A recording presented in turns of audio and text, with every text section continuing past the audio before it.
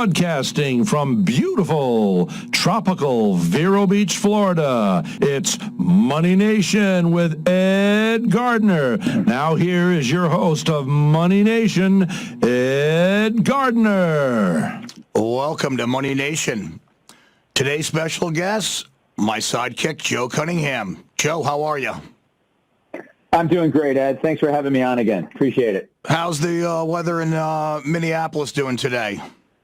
It's a typical day in January. It's going to warm up a little bit today, but tomorrow will be minus 14. So I've got that to look forward to. Well, Joe, it's getting a little cold down here in Vero Beach. I mean, it's been 70 to 80 the last couple of weeks, and we actually are down to the 60s. So we're feeling the same pain you have up there, Joe. And I'm moving in. Okay, be careful there. When you coming? Hey, the big news here today in the market is Microsoft buying Call of Duty maker Activision Blizzard for $68 billion. What do you think about this? You know, gaming is huge. What do you think about Microsoft getting into this? Well, I wonder if it will take the cool out of some of Activision's properties. You know what I mean? Microsoft is probably the second most hated company on the planet.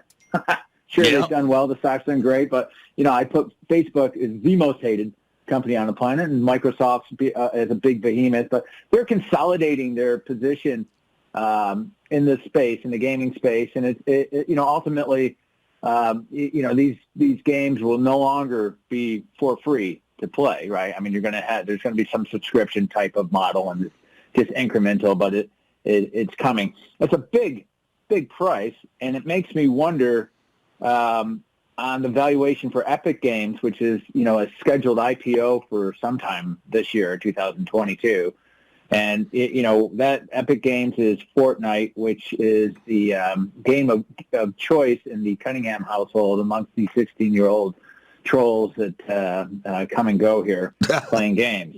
So yeah, your son's a big gamer. Now, yeah, they all are at this age. Although some kids play more than others, some kids play a little. Some kids are in their rooms all the time. I've seen that with some of my friends' kids. Now, I said Microsoft getting into this. Obviously, they already own Xbox. They're the maker of Xbox. Yeah. So they're with this buying Activision. I think they then become the third largest gaming company by revenue. Right. I imagine Sony's on top of that, but they're. You got Take-Two Interactive, too. Take-Two Interactive is a pretty big company, I believe. Take-Two, that's the other one, right? And I think Tenet is another one. But, look, it's a typical oligopoly type model where, we're starting to see consolidation at the top where there's two or three different incumbent players. And, Microsoft is Microsoft. They've got the biggest bank account in the business. So, they're going to win this if that's the path they want to go. But I do wonder about the cool effect with Microsoft owning all these properties, and if Candy Crush is going to be as cool for the boomers to play as it maybe once was. My mother told me, actually, my 82-year-old mother told me yesterday that she plays Candy Crush. I never knew. So, you think gaming's for the young kids. You got 82-year-old ladies playing Candy Crush before they go to bed. I thought that was pretty funny. That is great. The Microsoft CEO, he quoted, "Gaming is the most dynamic and exciting category in entertainment across all platforms today and will play a key role in the development of the Metaverse platform." So, we think of games as just games, two people playing against each other, but there are these other games out there where you build worlds or you build civilizations, or where people buy things. They put money in to buy a house. They have to pay a couple dollars more to buy a car in the game. Well, that's kind of like this whole NFT and Metaverse thing is. The kind of big games in a way.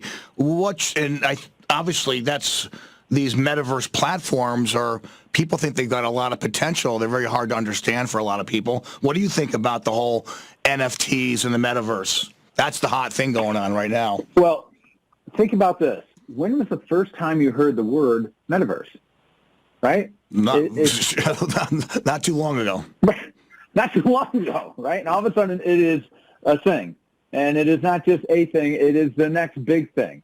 And it's all part of the, the Web 3.0, right, which was supposed to be a decentralization of web platforms where you and I would have our own platform, essentially, and own our data. And that's a little bit what you saw with Jack Dorsey when he resigned from Twitter and he went out and he's trying to advocate for the democratization of the internet, of the next iteration of the internet, and what he's done. And I'm not a Jack Dorsey fan; I don't really care about him at all. But what he has done is he's betrayed his Silicon Valley class, right? And that's kind of a big deal. So we'll have to keep an eye on that. But yeah, Metaverse. I mean, the first time I heard the word was probably 6 months ago, and now we're living in it apparently. And if we're not living in it, we're missing out on it. But the NFT market, I have gotten into a little bit, just in the Bitcoin, of course, we know, just in terms of trying to understand a little bit better, because I had a friend that made an awful lot of money on a trade of a monkey. Yeah, it's unbelievable. Monkey, right? And so I went on to OpenSea and I started looking around there, and still not quite there. But what I did come to understand. By the way, Joe, OpenSea, for the listeners, that's where people buy and sell NFTs, right? That's right. That's exactly right. That's the biggest platform doing it now. But you'll have others that will follow. But OpenSea has some monikers of liquidity and legitimacy, and that's key here. When I got into the market, though, for NFTs, this is interesting, Ed, is that the 80% of the NFTs that are out there are owned by just 9% of the participants in the market. So it's very highly concentrated at the top. And these guys are keeping the money in it for themselves very much. Now, you can follow the trend pricing, the directional trend pricing on these things. There is a market. You can follow it. It's fairly dynamic if you want to be part of that 9% or maybe make that 10%. But we're going to need, and this goes back to the decentralization theme, we're going to need to see a broader market for this to actually become a real market, right? You can't have any market that is controlled by just 9% of the participants. Really isn't a market. Even if we went back to the old 80-20 paradigm, right? That would be better than where we're at right now. So, but as it relates to the NFTs, Bitcoin. So when I was doing this, I was looking at it going like, what, trying to understand OpenSea and the whole thing. Bitcoin is actually controlled, 95% of Bitcoin trades are controlled by 2% of accounts. Wow. I'll say that again. 95% of Bitcoin trades are controlled by 2% of the accounts. So that's even worse. Bitcoin, I don't follow it every day, but I think it's 43,000 or something for a coin. So I know the market's about 800 billion. And I try to put Bitcoin relative to gold. Right. And so gold right now is about a $9 trillion market cap if you took all the gold. And we know where all the gold that was ever mined in the world is. Right. We know the value, right? World Gold Council does it, who I used to advise, does an excellent job on that.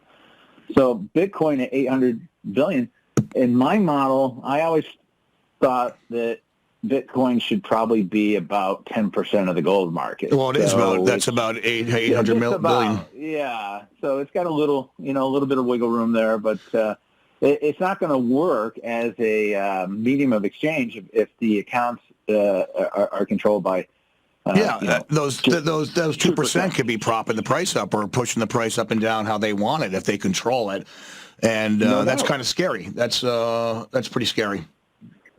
It is, and the mining aspect of this is also very highly concentrated. Costs a lot of money.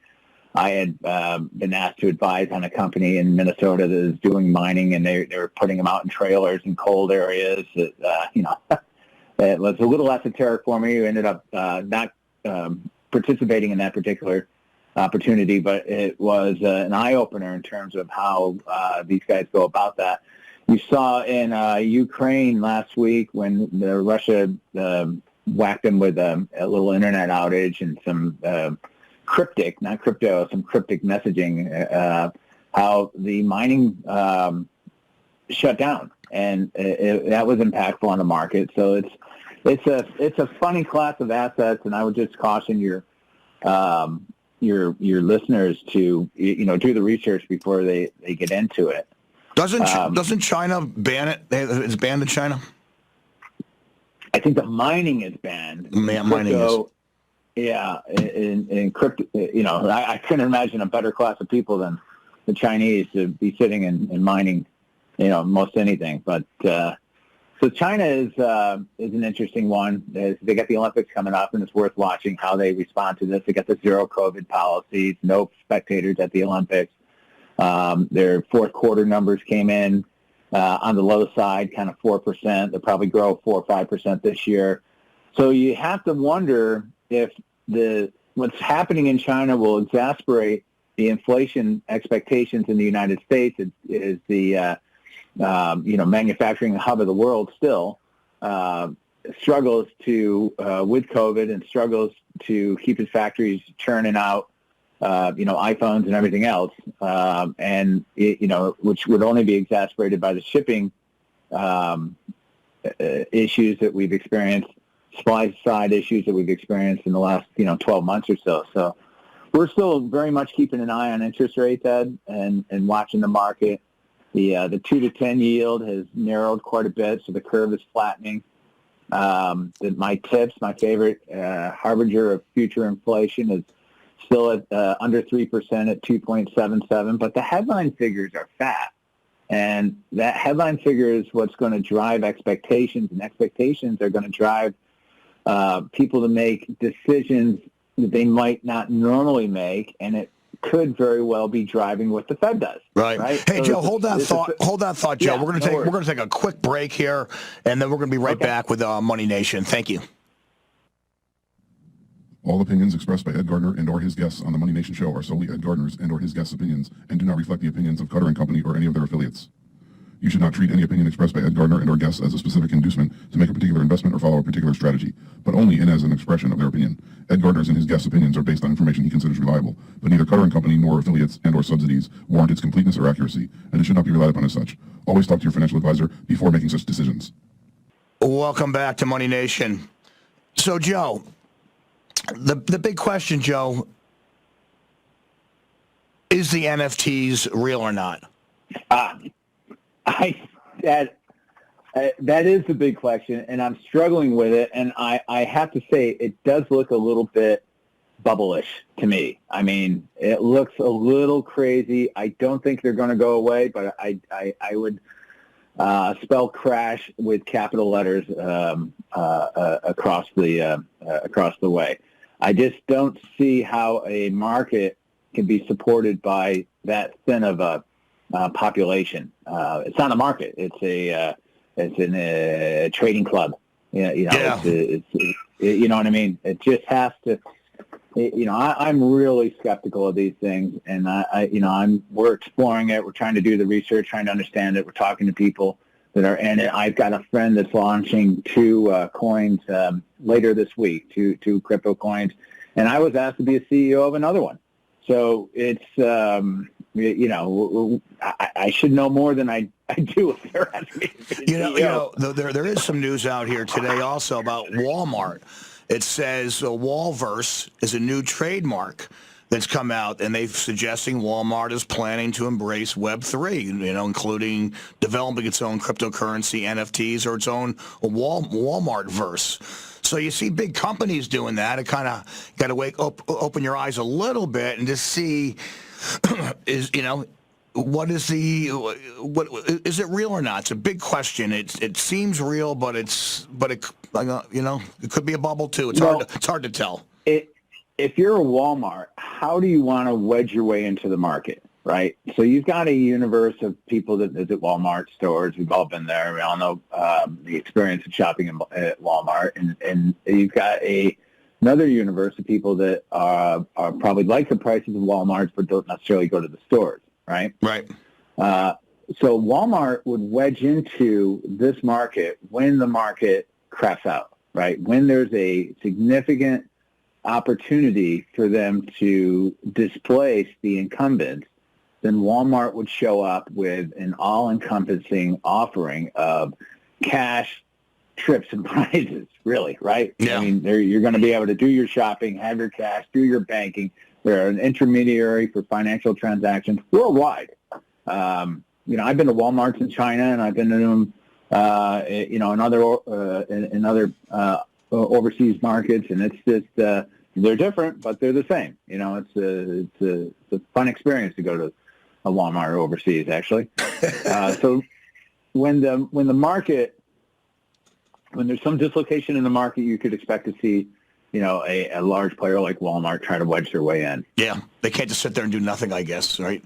And the question again, is it real or not? Well, if you ask Sam Bankman-Fried, if you know who he is the largest crypto guy out there. He's the youngest billionaire in the world.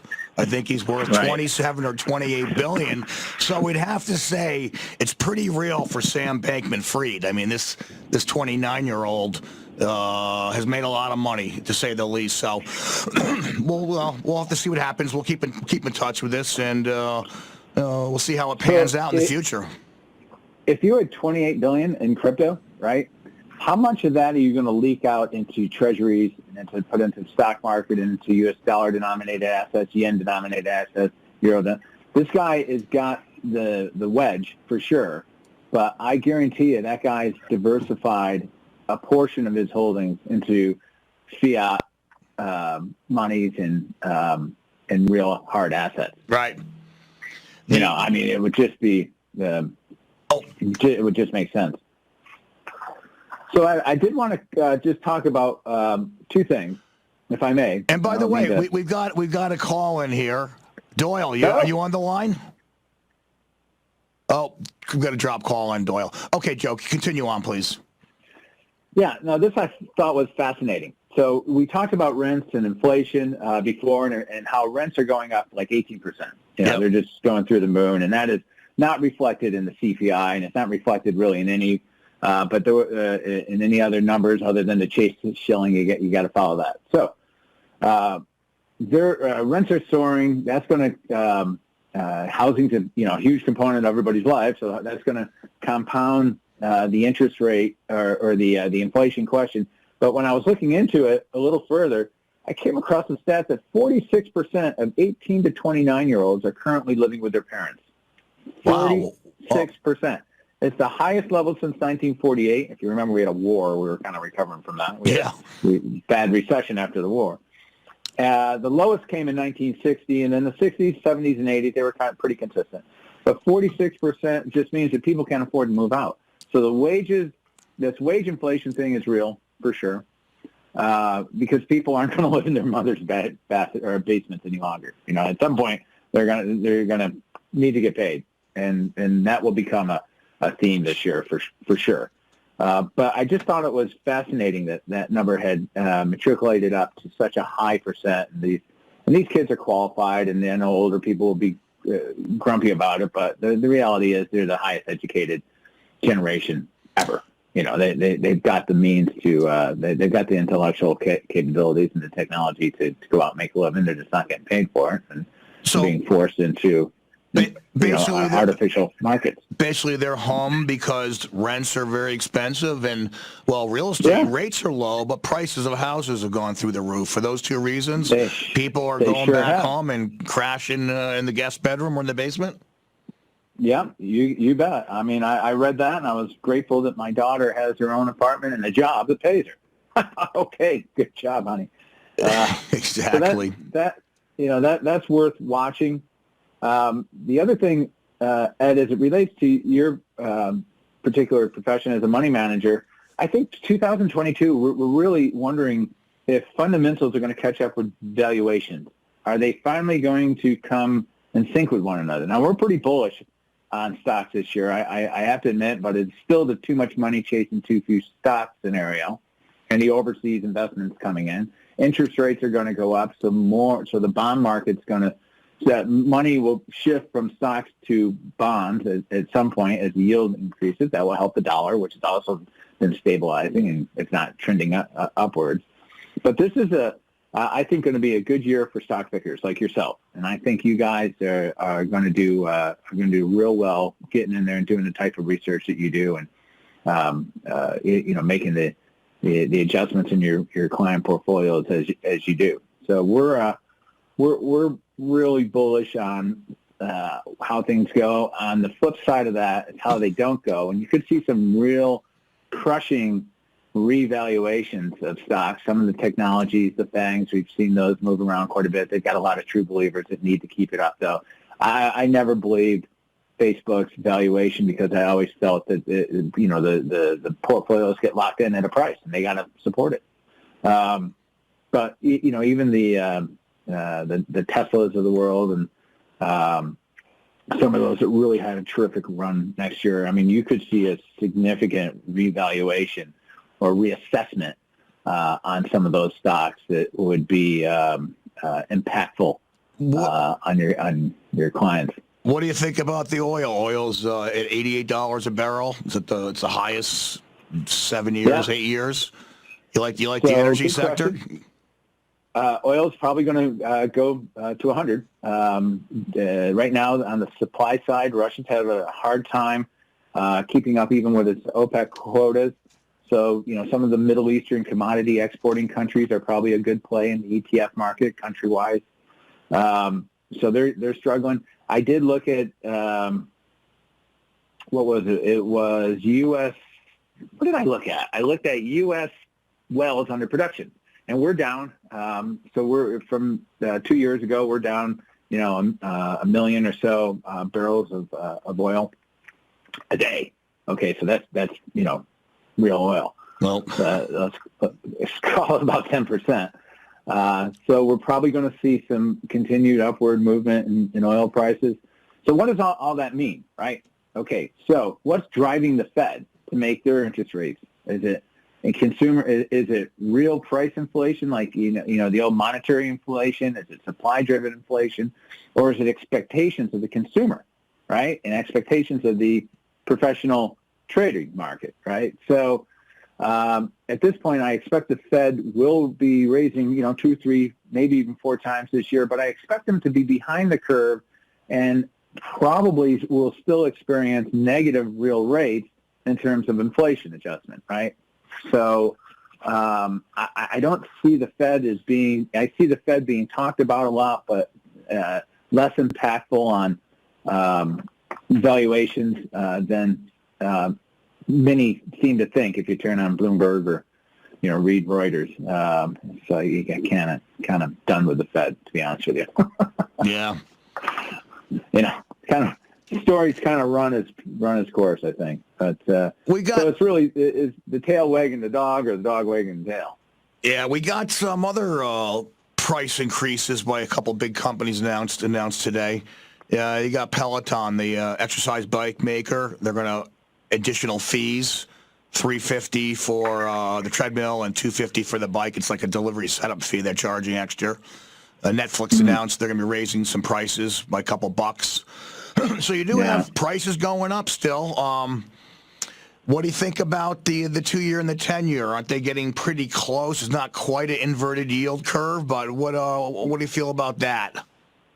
Well, they are. We're certainly seeing a flattening in the yield curve. But let me just address one thing with Peloton. I think Peloton is quite desperate to be acquired, possibly by Apple, maybe somebody else. So, it'll be interesting to see how the price action is on the stock. To be sure, my health club now, which is, I got a nice health club, and it's pretty crowded all the time. People aren't staying home. They're kind of sick of the coronavirus thing, right? The virus is always a wild card out there. We haven't talked about it because it's kind of done. That's for sure. It's out there, but my health club is crowded, and I think people are probably, some of that is they're trying to support their top line while their margins are probably under some pressure, and there's probably going to be some layoffs there and some other things. And, you got to believe that. You got to believe increasing the price is not going to help them necessarily to expand market share, though. No, it's not. Not at all. I mean, it's already expensive. I mean, who's buying their treadmills? And they've been mocked on television commercials for Progressive, and they're mocked in what was it, that movie, the Sex and the City movie, and so they're becoming just not cool. Exactly. They were cool 2 years ago. Now they're not so cool. Just not so cool. Yeah. So I don't know. We'll have to keep an eye on that though.